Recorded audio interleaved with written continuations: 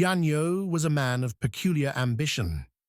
He lived not for wealth, nor for fame, but for the quiet satisfaction of making life ever so slightly more difficult for those around him. He did not seek ruin, nor did he wish harm, only the subtle, maddening touch of inconvenience. Born into one of the wealthiest families in the city, Yanyo had every advantage one could imagine. Yet, from an early age, he found joy not in luxury, but in sabotage of the most minor kind. He bent his father's keys just enough that they would no longer fit into their locks. He ate foods he was allergic to so that his mother would be forced to abandon her plans and rush him to the hospital. He punctured his older brother's soccer ball with a hole so imperceptibly small that it would hold air, just long enough to lose its bounce at the worst possible moment. He hid his sister's makeup on nights she planned to go out, ensuring she spent hours in frantic search before giving up in despair.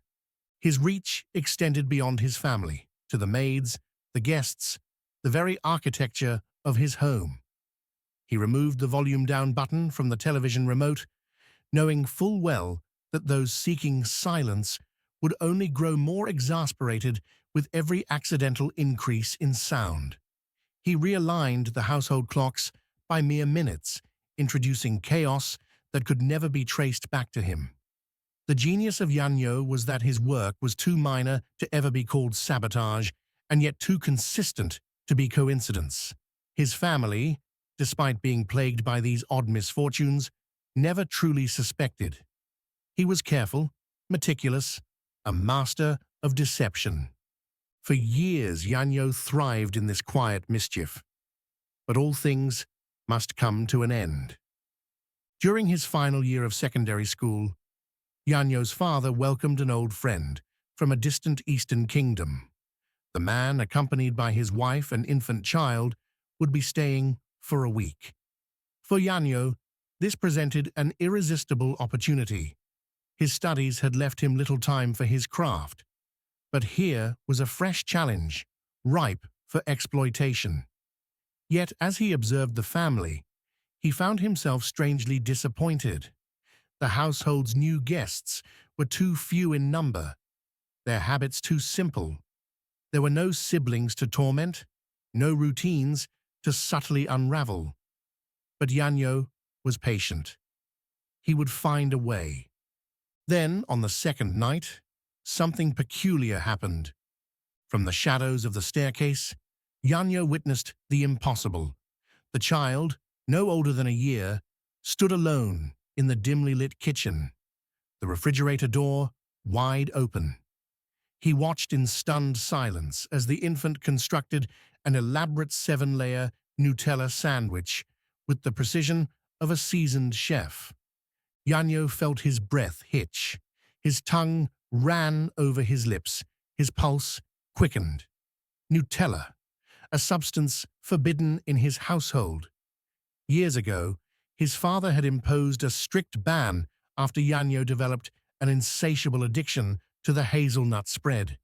He had consumed it with reckless abandon, thick enough that the bread merely served as a vessel for the chocolate. When his father intervened, the withdrawal had been agonizing. And now, after 4 long years, it stood before him once more in obscene, gluttonous excess. The sight was too much. Yanyo lost his balance and tumbled down the stairs, his vision blacking out as he hit the floor. When he awoke, the kitchen was empty. The refrigerator was closed. The countertops were spotless. Had he imagined it? No, it had been real. Yet something was deeply wrong. Dazed, he made his way to his bedroom, only to find the door locked. From the other side, he heard the faint rustling of movement. Someone was inside. The child. Except, of course, it was no child at all. The truth, as Yanyo would later confirm, was far more sinister. The infant was, in fact, a grown man, nearly 40 years of age, afflicted with a rare condition that left him forever in the form of a baby. And he was no innocent guest. He was a con artist, part of a notorious syndicate that preyed upon wealthy, childless couples. His ploy was simple: infiltrate affluent homes, gain their trust, and exploit them for financial gain. And now he was in Yanyo's room, searching for something. Evidence, leverage, something to keep Yanyo silent. Then he found it. A locked wooden box, innocuous in appearance, but invaluable in content. Within it lay Yanyo's most guarded secret, his diary, meticulously documenting every act of inconvenience he had ever orchestrated. Every key bent, every clock misaligned, every moment of orchestrated frustration.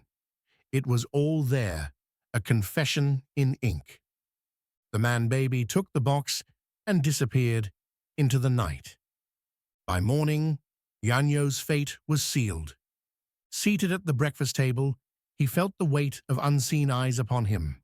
His father spoke, but Yanyo barely heard. Across the table, the man-baby nursed a bottle of milk, meeting Yanyo's gaze with an expression of quiet menace. Then, without a word, he stuck out his tongue in mocking defiance. It was war. Yanyo had spent his life devising ways to inconvenience others, but now he had met his match. He would fight, he would scheme, he would plot. But in the end, it would not be enough. Days later, he was cast out of his home, banished from his family. His father, at last, had grown tired of his antics, but Yanyo knew the truth. The man-baby had won this round, but the war was far from over.